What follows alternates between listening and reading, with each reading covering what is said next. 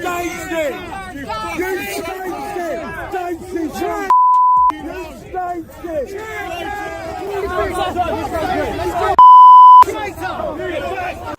Get back! Traitor!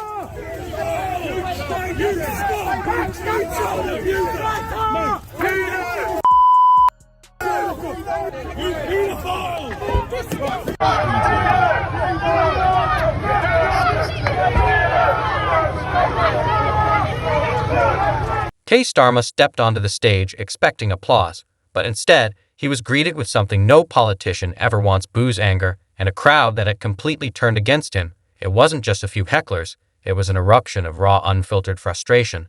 The crowd didn't hold back at first. He tried to push through, acting as though nothing was happening.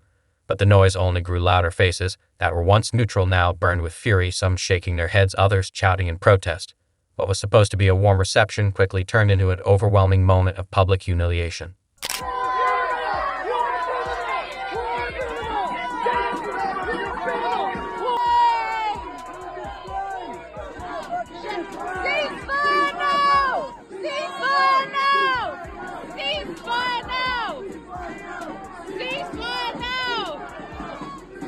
What went so wrong? Why did his own supporters turn on him so brutally? Let's break it down. Keir Starmer arrived in Southport thinking he was entering friendly territory. As the leader of the Labour Party, he expected a crowd that would at least listen, perhaps even cheer, but from the moment he stepped in, something felt off. The atmosphere was tense. People weren't smiling. There was no sense of excitement. Instead, there were crossed arms, skeptical glances, and quiet murmurs. Before he had even said a word, the mood had already shifted. Away from the car, thank you!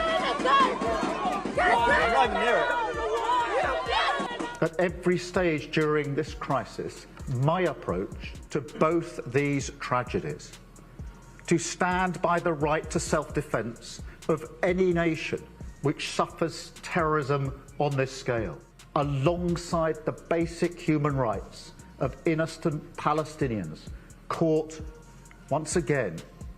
He began his speech diving into discussions about the economy, tossing in terms like fiscal responsibility and Labour's plan for growth. But instead of nods of agreement, he was met with blank stares. He shifted to Brexit, attempting to navigate the tightrope of pleasing both pro-Brexit and pro-Remain voters. But it fell flat. Whispers began to ripple through the crowd, eyes rolled, and someone muttered something under their breath. Then came the breaking point: his stance on the Israel-Gaza conflict. He argued against a ceasefire, claiming it wasn't the right move. That's when it hit. The first boo, loud and sharp, cutting through the air. Starmer paused, clearly thrown off. But before he could regain his composure, another voice joined in, then another. Soon, it wasn't just one or two voices, it was an entire wave of discontent. Sorry to labour this point, but I think it's important. All summer we were repeatedly told that the Stockport attack was not terror-related, wasn't being treated as terror-related. That wasn't true. He had lost them. The room wasn't just unconvinced, it was turning against him. From that moment on, things only got worse. The atmosphere shifted quickly. At first, there was just uneasy silence, a few whispers, and some uncomfortable glances. But after the first boo, everything changed. The murmurs turned into open grumbling. Some in the crowd shook their heads, others exchanged words with the person next to them. The frustration was no longer simmering beneath the surface, it was spilling out. Starmer tried to push through, acting as if he hadn't noticed. He raised his voice, trying to sound confident, but it made no difference. The more he spoke, the louder the crowd grew. People started shouting questions at him, demanding answers. A woman near the front stood up and called out, "What about the children's care?" Others quickly joined in. He hesitated, attempting to regain control, but it was already too late. At the same time, the public, the press, and the police were saying this is not terror-related, because I think that's the nub of the issue, and that's what's upset people.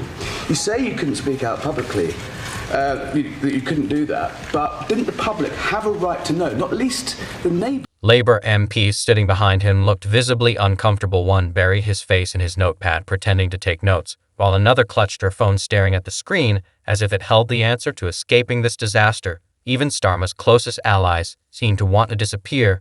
Then came the final blow. People started leaving. It wasn't just a few. Entire rows of attendees stood up and walked out. Some muttered under their breath as they left, while others made sure to throw in one last boo before heading for the exit. It was clear that Starmer had completely lost the room, and there was no coming back from it. This wasn't just a bad speech, it was the latest in a long series of political missteps that had left Keir Starmer's leadership hanging by a thread. Labour supporters had been growing restless for months, And this event only confirmed their worst fears. Starmer was out of touch with the very people he was supposed to lead. His stance on Brexit had been a disaster back in 2016. He was a staunch Remain supporter, pushing for a second referendum. Now he wanted everyone to move on from Brexit, hoping voters would simply forget. But no one is forgetting pro-Brexit Labour voters feel abandoned, while pro-Remain supporters feel betrayed. He's managed to alienate both sides. True democracy is citizen-led. Politics needs an update. We demand a people's house. We demand a people's house. We are in crisis. We are in crisis. Our whole future is in jeopardy.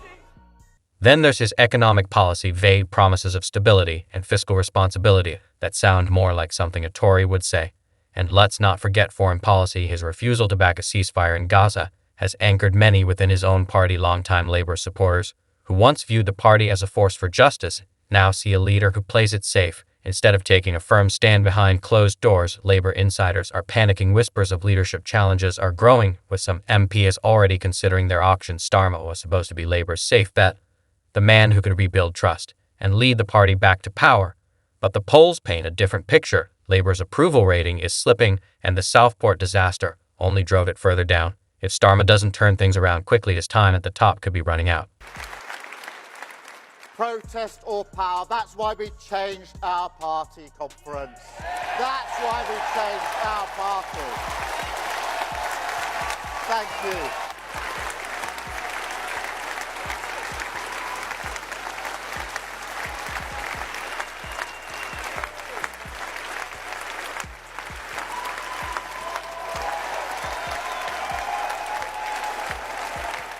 And it was just as well it was me, because my wife's dress is really beautiful. As if the Southport speech wasn't bad enough, Keir Starmer's latest move has left Labour supporters completely bewildered. For years, Labour positioned itself as the party firmly opposed to Donald Trump. They condemned his policies, his rhetoric, and his impact on global politics, with Starmer himself among those who criticized Trump's leadership. But now Starmer is taking a much softer tone. In a recent statement, he praised Trump's handling of certain international issues, even suggesting the UK should work more closely with him. This is the same Trump that Labour once labeled a threat to democracy. So what changed? That's the question Labour supporters are demanding an answer to. Some MPs are outright furious, calling it a betrayal of the party's values, while others are more cautious, but clearly uncomfortable with the shift. Harry, the first is on the question of terrorism and what constitutes terrorism. And my concern in this case is that we have clearly got an example of extreme violence, individualised violence, that we have to protect our children from and our citizens from. And it is a new threat. It's not, and we have to recognise that here today, because I think most people would say, looking at the facts of this case, it's clearly extreme violence, it's clearly intended to terrorise. And I completely accept and understand that, and that is my view. Therefore, we have to make sure that the law and the framework for responding is appropriate to the new threat that we face. And there, Grassroots Labour members aren't just confused, their angry. Social media is overflowing with comments from lifelong supporters who feel Labour is abandoning its core principles. If Starmer thinks he can win over Conservative voters with this shift, he's taking a massive gamble. By doing so, he risks alienating the very people who have backed Labour for decades. The party is facing an identity crisis. Is it still the progressive left-leaning force that champions social justice, or is it becoming a centrist machine that bends to political convenience with Starmer at the helm? No one seems to know anymore, and that uncertainty could cost him everything. Keir Starmer is at a crossroads. Can he recover from this, or has Southport sealed his fate? His team will likely downplay this as a bad event, just a tough crowd, another day in politics. But that's wishful thinking. This wasn't just heckling, it was a loud public rejection from the very people he needs on his side. And it's not just one bad speech, it's part of a broader pattern, a slow unraveling of support that's getting harder to ignore. Yes, of course I was kept up to date with the facts as they were emerging, that is usual. It was not my personal decision to withhold this information, any more than it was a journalist's personal decision not to print or write about it. That is the law of the land that is in place for the reasons I've set out, to protect the integrity of the system, to ensure. Labour is dividing. Centrists continue to back Starmer, arguing that he's the only electable option, But traditional left-wing supporters are done with him. They see a leader who waters down Labour's values, avoids tough questions, and plays it too safe from Brexit to the economy to foreign policy. Starmer's trying to please everyone, but in doing so, he's pleasing no one. With elections looming, Labour's so-called strongholds aren't as solid as they used to be. The polls show cracks beginning to appear as voters who once supported Labour without hesitation are now reconsidering. If Starmer keeps losing trust, he could lead the party straight into disaster. A political leader must know his audience. Starmer failed to do that, and now he's paying the price. Whether he learns from this or continues down the same path will determine not just his future, but Labour's as well. Because if he can't hold his own party together, how can he possibly lead a country? Those that have participated in this violence will face the full force of the law. The police will be making arrests, individuals will be held on remand, charges will follow, and conviction. I guarantee you will regret taking part in this disorder, whether directly or those whipping up this action online and then running away themselves.